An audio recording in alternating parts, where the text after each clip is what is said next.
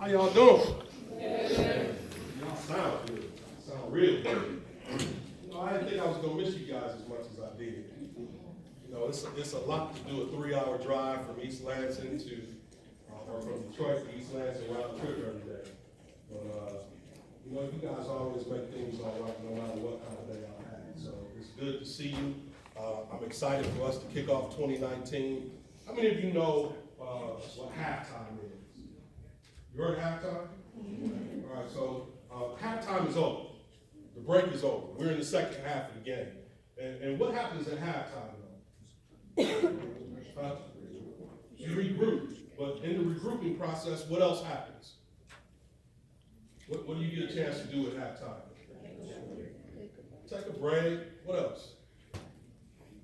Yeah. Strategize. And what happens in that process? When you start the strategy, you do what?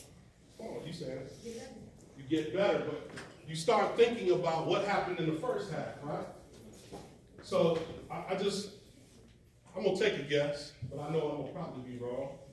How many of you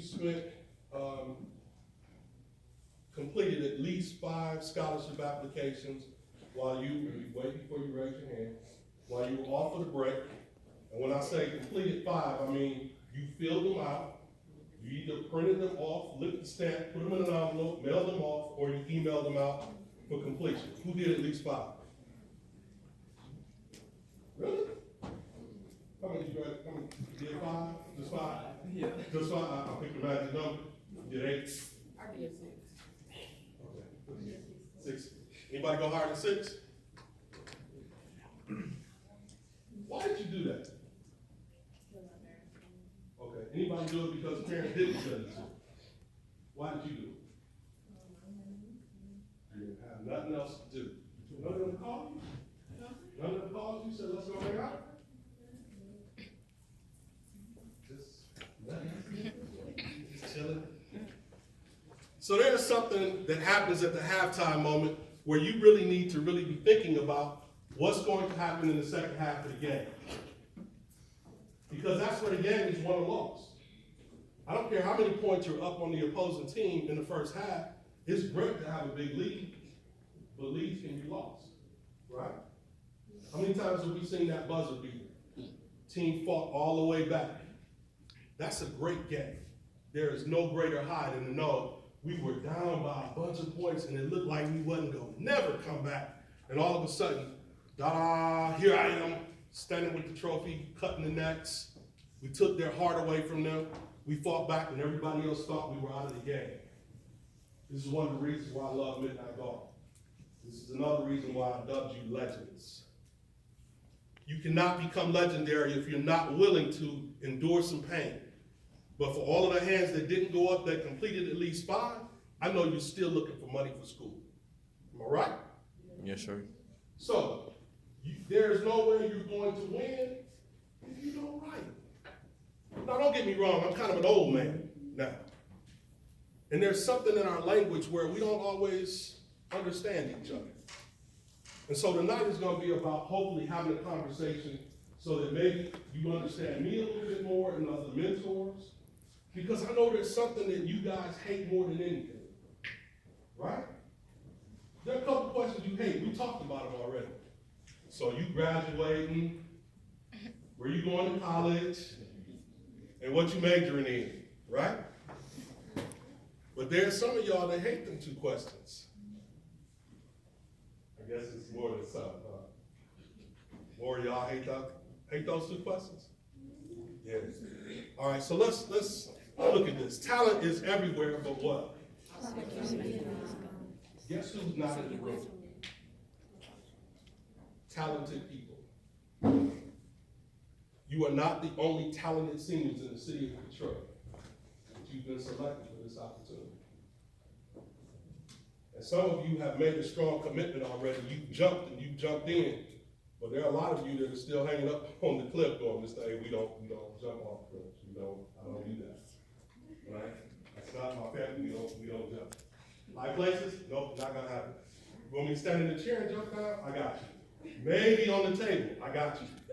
You want me? Not gonna happen. this stuff is not hard. It just seems hard. And just because it looks scary, it is scary. But some fear is good fear, because not all fear should paralyze you and leave you in a position where you're not sure what to do next. But I want you to understand some things that come with being able to take an emotional risk, because you've got to begin to face this fear, right? So as we talk about it, what does that say? And then?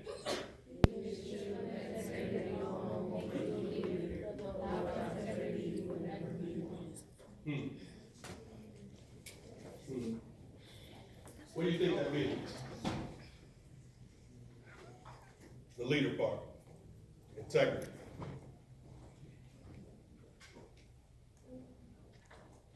You know how many times we send emails to you guys asking you to RSVP? Here's the crazy thing. We explained the RSVP. We even told you what RSVP stands for. We asked you to commit to coming on a weekend to help out or do something, and some of you flake out. You know what's at risk right there? Your integrity. If you know you're flaky, you shouldn't commit to anything. You should not be flat out, you should not commit. We know that things come up, and that's not the issue, because those are the exceptions. When there's a really legit situation that comes up, what's the right thing to do? What's the right thing to do? Tell somebody, contact them, let them know.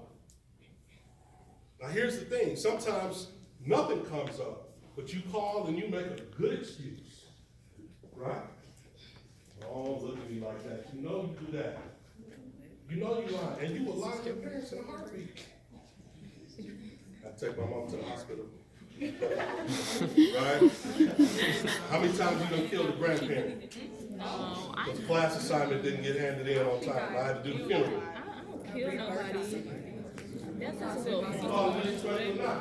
You wait till you get to college. More of you gonna kill off your family don't stand a chance when you get to college. You're gonna tell some long stories. And I'm trying to tell you, your integrity is at risk. Because this is not the way that leaders act or respond. But America and the community and society has gotten used to you.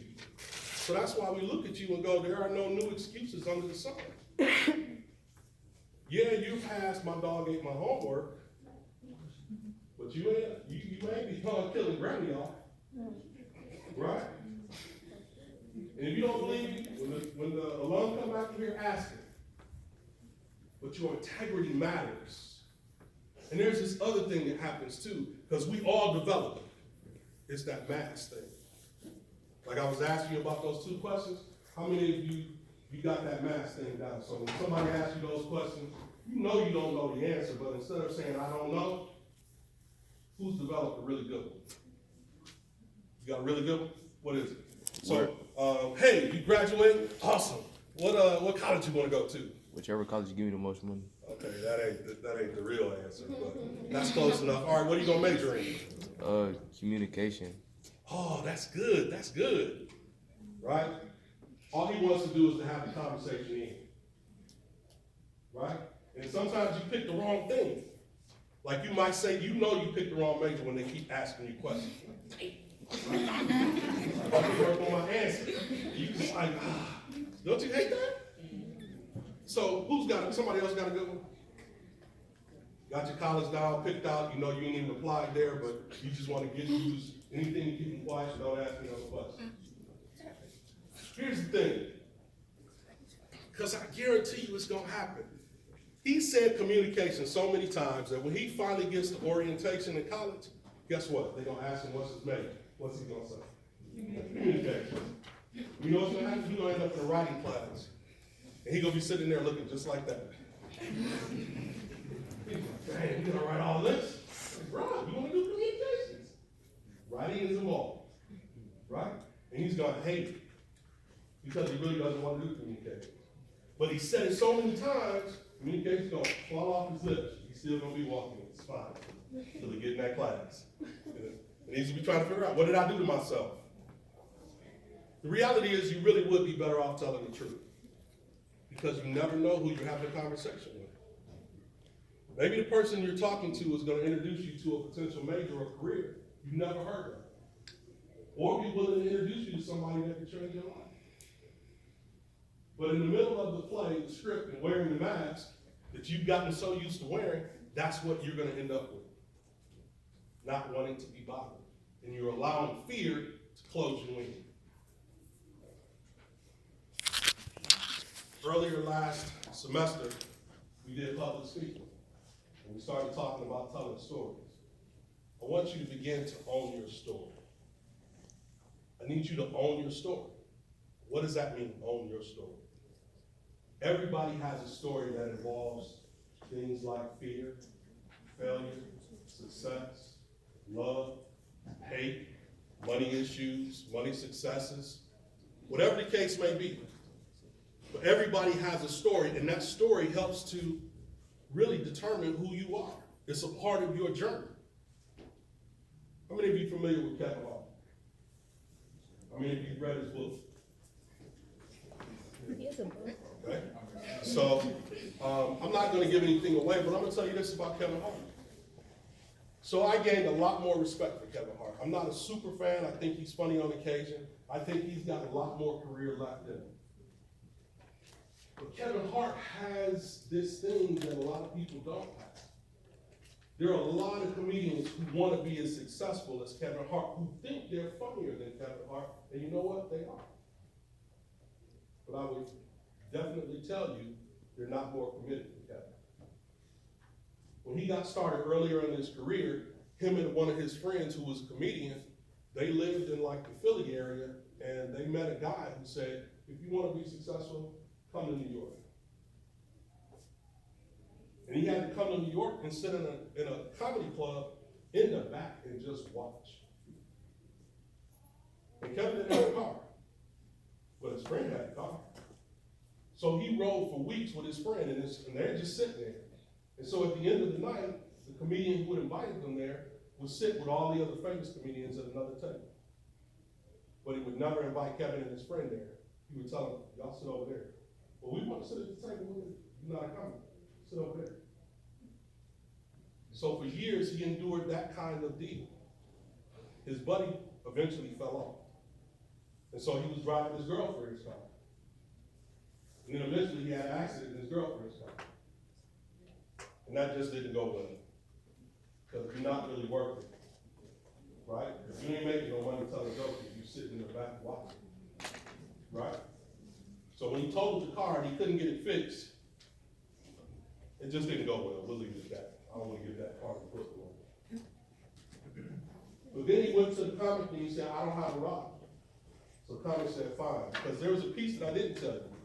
As long as he had a ride, he had to drive the comic to New York. So in addition to driving him there multiple days every week, he had to sit in the back. He was his ride home, to and from. When his buddy fell off, he kept going. When his ride dropped off, he begged the guy to still take him with him because the guy was working and making money. And he started critiquing Kevin's work, and Kevin didn't believe it because he was getting so many laughs. But then he started to listen. And sitting at that table one day, he finally realized what he was supposed to be watching.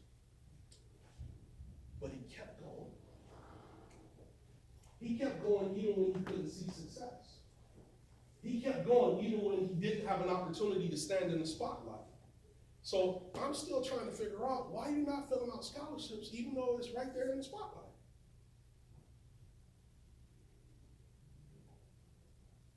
And I know that you have these incredible stories that you just haven't even unearthed or birthed yet. Because I can feel the pregnancy in the air. The air is so pregnant with possibilities, it's killing me that you are not ready to yet birth this baby. Because some of y'all are way past due. Baby should have been here years ago. But you're still afraid to tell your story. You're still ashamed of your story. You can't be ashamed of the story that is yours. Because it is uniquely yours. That is the piece that I'm trying to get you to understand about being legendary.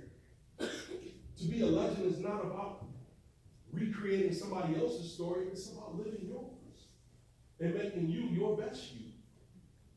You talk about it all the time, but I don't think you get it.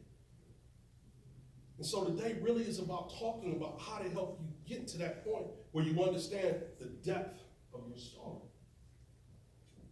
But the world, I believe, talks about you as millennials. And how, as a millennial, are you going to make it in a world that really right now is being run by boomers? And the reality is, you don't speak the same language. But it will soon be your turn to run the world. And so when they hand it over to you, what are you going to do with it? So right now I'm going to take a break so that I can show you this video. But this guy who talks about this video, in the video, his name is Simon Sinek. He's an acclaimed author, but right now he pretty much is the millennial guru. He is the one that understands who you are. And so I'm not looking to offend anybody by some of his comments. And so please understand that I'm not saying, and neither is he saying, this is how all of you are. But if you're truthful with yourself, you may hear or see some things that actually explain a little bit about who you are in a way that maybe you never envisioned. But for people who are not millennials, it makes a lot more sense for us.